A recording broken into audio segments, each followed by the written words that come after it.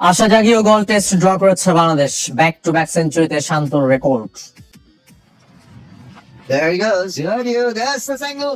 There's the century. The second one. But Najmul Hossain Shanto. Coach কাবরেরার হাতে কিউবা মিচেলের ভাগ্য। প্রবাসী ফুটবলার জায়ান হাকিমের জন্য শীঘ্রই শুরু হবে আনুষ্ঠানিক প্রক্রিয়া। ক্লাব বিশ্বকাপে এবার ফ্লামেঙ্গো চমক। পিছিয়ে পড়েও হারালো চেলসিকে। রাতে ভিন্ন ম্যাচে নামছে ডর্টমুন্ড, ইন্টার মিলান। শুধু ক্রিকেটের খবর, ড্র হলো গোল টেস্ট। শেষ বিকেলে আশা জাগালেও ম্যাচ জিততে পারেনি বাংলাদেশ। 285 রানে ইনিংস ঘোষণা করে টাইগাররা ব্যাক টু ব্যাক সেঞ্চুরি করেন নাজমুল হোসেন শান্ত। শ্রীলঙ্কার সামনে টার্গেট দাঁড়ায় 296 রানের। তবে 4 উইকেটে 72 রানের দিন শেষ করে শ্রীলঙ্কা। ম্যাচ সেরা হয়েছেন নাজমুল শান্ত। We have a draw after 20. তখনও দিনের খেলার 5 ওভার বাকি, তবে দুই দলের সম্মতিতে নিষ্ফল রইল গোল টেস্ট। লঙ্কার এই ভেন্যুতে এক যুগ পর কোন টেস্ট ড্র হলো, আর বাংলাদেশ করলো 14 টেস্ট পর। Twin hundreds for the Bangladeshi captain. শেষ বিকালের টুইস্টের অপেক্ষায় ছিল টিম বাংলাদেশ। পঞ্চম দিনের উইকেটে ব্যাটিং করা কতটা কঠিন তা টের পেয়েছে স্বাগতিকরাও। শ্রীলঙ্কার সামনে 296 রানের টার্গেট পূরণে ওভার ছিল মাত্র 37। দুই ওপেনার পাথুন নিসানকা ও লাহিরু উদারা মেরে খেলার চেষ্টাও করেন, তবে উইকেটের সুবিধা পেতে শুরু করা টাইগার স্পিনারদের সামলাতে পারেননি। Matthews led Sri Lanka 34. অভিষিক্ত লাহিরু উদারা স্টাম্পিং এর শিকার। পরের ওভারে নাইম হাসানের ঘূর্ণিতে বিদায় নেন প্রথম ইনিংসের সেঞ্চুরিয়ান পাথুন নিসানকা। এরপর প্রতিটা বলে সংগ্রাম করতে থাকেন বিদায়ী টেস্ট খেলতে নামা অ্যাঞ্জেলো ম্যাথিউস ও দীনেশ চান্দিমাল। তবে তাদের টিকে থাকার লড়াই শেষ হয় তাইজুলের বিষাক্ত স্পিনে। No questions about that. Kamindu মেন্ডিসকেও ফেরাতে পারতেন তাইজুল, তবে মিড অফে ঝাঁপিয়ে পড়েও ক্যাচ নিতে পারেননি মুশফিকুর রহিম। শেষ দিনের বৃষ্টিও গোল টেস্টকে ড্রয়ের দিকে নিয়ে গেছে। প্রায় এক সেশন নষ্ট হয়েছে বৈরী আবহাওয়ায়। Came quick to the ball and released it in one motion. শ্রীলঙ্কাকে বড় টার্গেট দেবার মূল কারিগর নাজমুল হোসেন শান্ত। মুশফিককে নিয়ে নতুন দিন শুরু করেন টাইগার অধিনায়ক। হাফ সেঞ্চুরি থেকে মাত্র 1 রান দূরত্বে বিদায় নেন মিস্টার ডিপেন্ডেবল। ভাঙে 109 রানের জুটি। লিটন দাস ও জাকের আলীর আউট ছিল দৃষ্টিকটু, তবুও হাল ছাড়েনি নাজমুল শান্ত। ব্যাক টু ব্যাক সেঞ্চুরি করে হাজারো সমালোচনার জবাব দেন টাইগার ক্যাপ্টেন।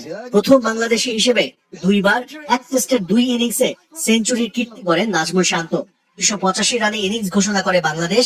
125 রানে অপরাজিত এ বাঁহাতি ব্যাটার।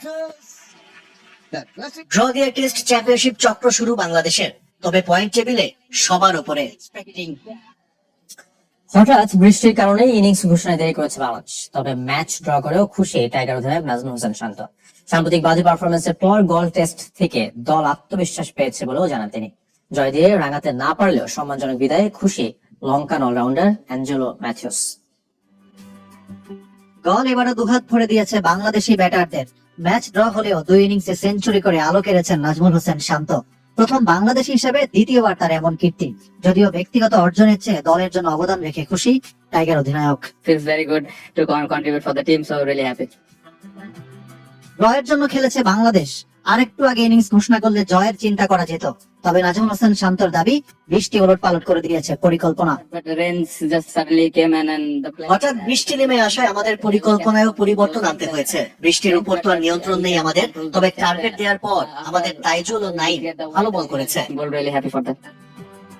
ড্র করেও বাংলাদেশ ক্রিকেটের স্বস্তি।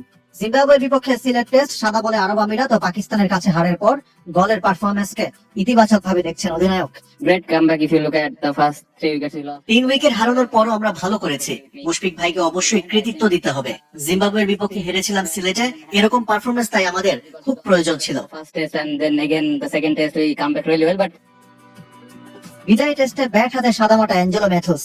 প্রথম ইনিংসে 39 আর দ্বিতীয় ইনিংসে করেছেন 8 রান। তারপরও প্রিয় ভেনু গল থেকে সম্মানজনক বিদায় খুশি Lankan all rounder. it's time for the younger players to take the bat. এটা তরুণদের জন্য দারুণ সময়। তারা শ্রীলঙ্কা ক্রিকেটকে এগিয়ে নিবে। বাংলাদেশকেও অভিনন্দন জানানো উচিত। মুশফিক ও শান্ত দারুণ ব্যাট করেছে। Mushi and Shanto batted brilliantly. They pushed that. লম্বা ক্যারিয়ারের সাথে জড়িত সবার প্রতি আবারও জানিয়েছেন কৃতজ্ঞতা। এদিকে চট্টগ্রামে প্রথম অনুশীলন করেছে সাদা বলের ক্রিকেটাররা। বীরশ্রেষ্ঠ শহীদ লেফটেন্যান্ট মতিউর রহমান ক্রিকেট স্টেডিয়ামে দুপুরে অনুশীলনে নামেন তানজিদ তামিম, তাওহিদ হৃদয়রা। ওয়ার্ম আপের পর স্কিল ট্রেনিং এ নামেন ক্রিকেটাররা। তানজিদ তামিম, নাইম শেখ, পারভেজ ইমন লম্বা সময় নেটে ব্যাটিং করেন। ইনজুরি থেকে ফিরে ফুল রান আপে বল করেছেন মুস্তাফিজুর রহমান, শরীফুল ইসলাম। রোববার ফ্লাড লাইটের আলোতে অনুষ্ঠান করবে ক্রিকেটাররা। সোমবার খেলবে প্রথম প্রস্তুতি ম্যাচ। বাংলাদেশের টেস্ট মর্যাদা প্রাপ্তির 25 বছর পূর্তি উপলক্ষে খুলনায় দিনভর উৎসব মুখর আয়োজন করেছে বিসিবি। বিভাগীয় স্টেডিয়ামে পরিণত হয় শিশু কিশোর আর দর্শনার্থীদের মিলন মেলায়। অনূর্ধ্ব 12 ক্রিকেটারদের 6-a-সাইড ম্যাচের আয়োজন করা হয়। Parental coaching, pressure hunt, hit the stump, good luck wish এমন নানা কার্যক্রম ছিল সেখানে, যেখানে উপস্থিত ছিলেন বিসিবির সিনিয়র সহসভাপতি নাজমুল আবেদিন।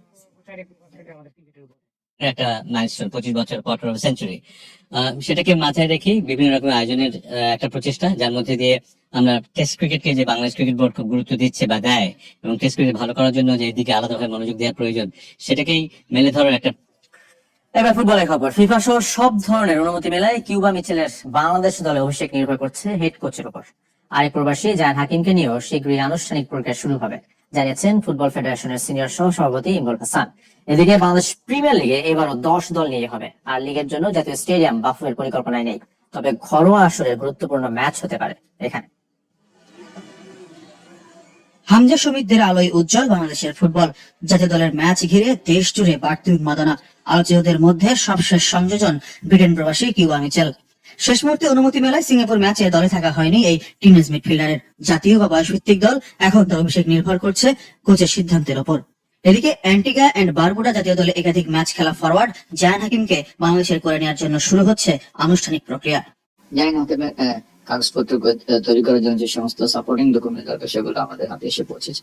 আমরা আমাদের কাজটুকু শুরু করে দিয়েছি। কেউ আমি ছেলে কিন্তু সমস্ত কাগজপত্র তৈরি হয়ে গেছে, এমনকি সে ফিফার ক্লিয়ারেন্সও পেয়ে গেছে।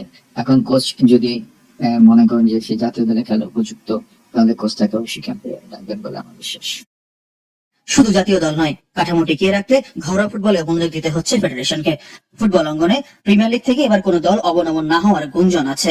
তাই পেশাদার লিগ কমিটির চেয়ারম্যান বলছেন, এবারও 10টি ক্লাবই শীর্ষ লিগে অংশ নেবে, অর্থাৎ প্রমোশন রেলিগেশন নিয়ম মেনেই হবে।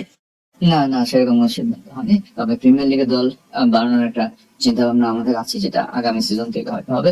আমরা হয়তো বিসিএল থেকে আরো বেশি দলকে আমরা প্রমোশন দিয়ে, সেখানে কয়েক বছর বেশি প্রমোশন দিয়ে আমরা বিপিএল এর দল বাড়াবো। জাতীয় স্টেডিয়াম নিয়ে ক্লাবগুলোর আগ্রহ থাকলেও মাঠের সংস্কার এবং রক্ষণাবেক্ষণের জন্য প্রিমিয়ার লিগে এই ভেন্যু নিয়ে পরিকল্পনা নেই লিগ কমিটির। তবে হতে পারে ফেডারেশন বা সুপার কাপের গুরুত্বপূর্ণ ম্যাচ, কিন্তু চ্যালেঞ্জ কাপ হবে লিগ চ্যাম্পিয়ন মোহামেডানের হোম ভেন্যুতে। এরকম কিছু পরিকল্পনা আমাদের আছে যে টুর্নামেন্ট গুলো ফাইনাল কিংবা সেমিফাইনাল ম্যাচটুকু যদি জাতীয় স্টেডিয়ামে করা যায়, তাহলে অধিক সংখ্যক দর্শকের সমাগম ছিল। জাতীয় দলের ফিফা উইন্ডোর পরই 12 সেপ্টেম্বর চ্যালেঞ্জ কাপ দিয়ে মাঠে গড়াবে নতুন মৌসুম। 5 আসরের আশা বাঁচিয়ে রাখছে পেশাদার লিগ কমিটি।